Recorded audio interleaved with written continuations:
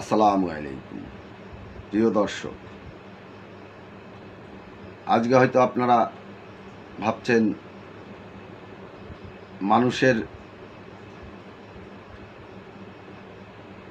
বাংলাদেশের মানুষ কি ভুল করেছে? ভুল করে নাই। বাংলাদেশের মানুষের মিস্টেক হয়েছে। কোনটা মিস্টেক হয়েছে?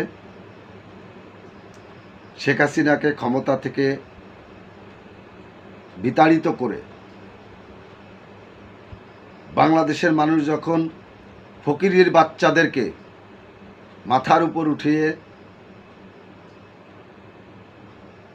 হিরো বানাতে চেয়েছিল,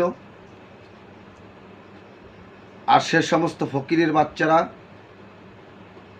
ফকিরের দল লক্ষ লক্ষ কোটি টাকা দুর্নীতি করে এখন বাংলাদেশের মানুষের 20 কোটি মানুষের মাথার উপরে জেকে বসে হাঁকছে। এদের পক্ষে বিচার না গেলেই শেখ হাসিনার মতো বিচারককে বিতাড়িত করছে। কোনো শিক্ষক এদের পক্ষে কথা না বললে শিক্ষককে বিতাড়িত করছে। কোনো পুলিশ প্রশাসনের কর্তা ব্যক্তি যদি এদের কথা মতো কাজ না করছে, এরা হাঁটছে, এরা তাকে বিতাড়িত করছে।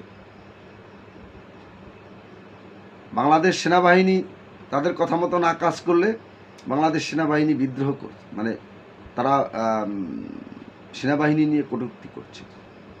এরা ধরাকে সরা জ্ঞান করছে না।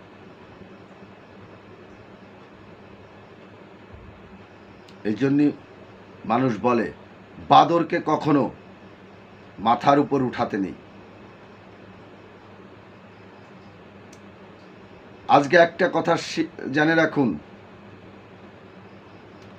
শিক্ষিতর জুতো বওয়া ভালো, অশিক্ষিতর ঘাড়ে উঠে নাচা ভালো না। এই কথাটি আমরা বলিনি বা আমি বলছি না। আজকে অশিক্ষিতর ঘাড়ে উঠে নেচে আমরা কতটা ভুল করেছি তার বাস্তব উদাহরণ এই যে সারজিৎ, হাসনাত, ইউনূস, তারপরে ওই তানিয়া তাবাচ্ছুম, হান্নান মাসুদ, নাসিরুদ্দিন পাটোয়ারি সহ ওই গিয়াসউদ্দিন মিদ্দিন সহ তাদেরকে আমরা মাথার উপর উঠিয়ে না চাইয়ে তারা কত বড় ভুল করেছি। এদেশের 20 কোটি জনতাই 5টা-6টা লোকের জন্য অতিষ্ঠ হয়ে যাচ্ছে। এরা এখন সারা বাংলাদেশের মানুষের ঘাড়ের উপর হেগে দিচ্ছে, হেগে পটি করে দিচ্ছে।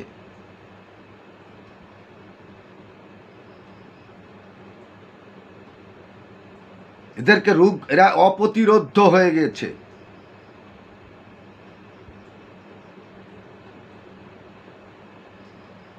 এরা মানুষের মূল্য, মানুষের সম্মানকে অবমূল্যায়ন করেছে। এরা মানুষকে মানুষই মনে করছে না। এরা এদেশের মালিক বনে গিয়েছে। দুষ্ট চক্রের গ্রহে এরা পড়েছে।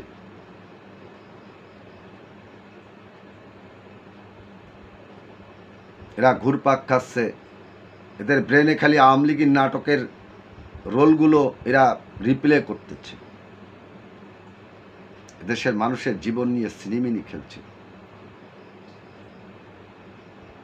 এই দেশের মানুষ ভালো থাকুক এরা তা চায় না। বাস্তব প্রমাণ এটা। এরা দেশের ভিতর খণ্ড বিখণ্ড করে দিচ্ছে মানুষের মনকে। আজকে নাটক করে করে দেশটার ধ্বংসের দ্বার প্রান্তে নিয়ে গিয়েছে। এর থেকে আম জনতাকে রুখে দাঁড়াতে হবে। এনাফ ইজ এনাফ, যথেষ্ট হয়েছে। নাটক বাদ দিয়ে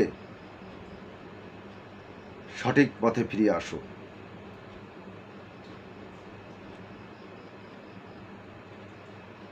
রাজনীতি কি জিনিস রাষ্ট্র পরিচালনা যদি ছেলের হাতের মোয়া হতো, তাহলে আমার মতো লোক ওরা প্রেসিডেন্টের পদে দাঁড়ায় যেত।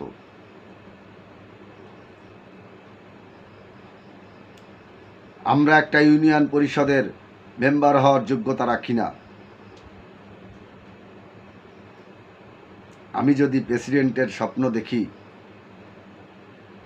আমাকে যদি প্রেসিডেন্ট বানায় দেওয়া হয়, তাহলে কি আমি রাষ্ট্র পরিচালনা করতে পারবো?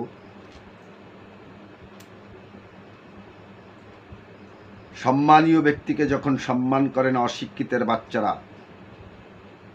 তখনই কষ্ট লাগে। হুজুকে বাঙালি যখন বুঝতে পারবে লক্ষ লক্ষ কোটি টাকা দুর্নীতিকে আড়াল করতে শেখ হাসিনার মতো ফাঁদের পর ফাঁদ পেতে যাচ্ছ, নাটকের পর নাটকের রোল চালিয়ে যাচ্ছ, এদেশ থেকে পালিয়ে যাওয়ার সুযোগ পাবা না।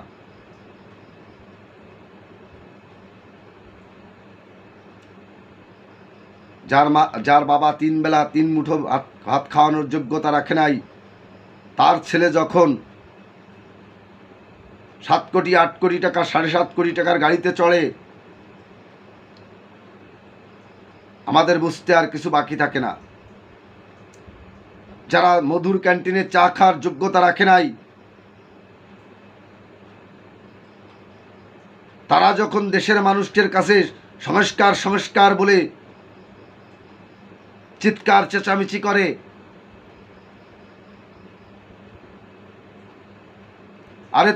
আরে বেটা তুই সংস্কারের কি বুঝিস? কালকের আদা আজকের সুর, সংস্কার বেঁধে যাবেন একদম। আর এদেশের মানুষ নাটক দেখছে।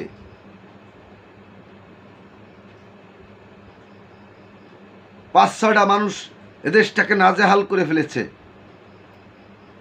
দেশপ্রেমিক সেনাবাহিনীকে বিতর্কের দিকে ঠেলে দিচ্ছে, আমাদের জানমাল রক্ষার পুলিশ প্রশাসনকে অতিষ্ঠ করে ফেলেছে, শিক্ষা ব্যবস্থাকে অস্থির করে ফেলেছে, অর্থনীতিকে লণ্ডভণ্ড করে ফেলেছে। ঘাড়ের উপর 20 কোটি জনতার ঘাড়ের উপর বসে পটি করছে, হাগু করছে, আর দেশের মানুষ তাকিয়ে তাকিয়ে দেখছে। এদেরকে ঝেঁটিয়ে বিদায় করতে হবে, নাহলে এদেশের মানুষ কোনোদিনও মুক্তি পাবে না। এরা শেখ হাসিনার চেয়েও জঘন্য ব্যক্তি। শেখ হাসিনা তো 2000 লাশ উপহার দিয়ে মানে পালিয়ে গিয়েছে, আর এরা কোটি কোটি লাশ ফেলেও ক্ষমতায় থাকতে চাইবে।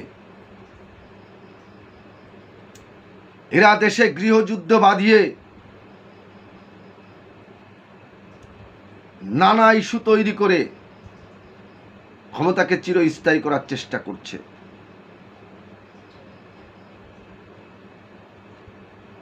আর এই গৃহযুদ্ধ বাঁধিয়ে দেওয়ার আগেই এদেরকে বাংলাদেশ থেকে বিতাড়িত করে দিতে, বঙ্গোপসাগরে নিক্ষিপ্ত করতে হবে, নাহলে এদেশের মানুষের শান্তি নেই।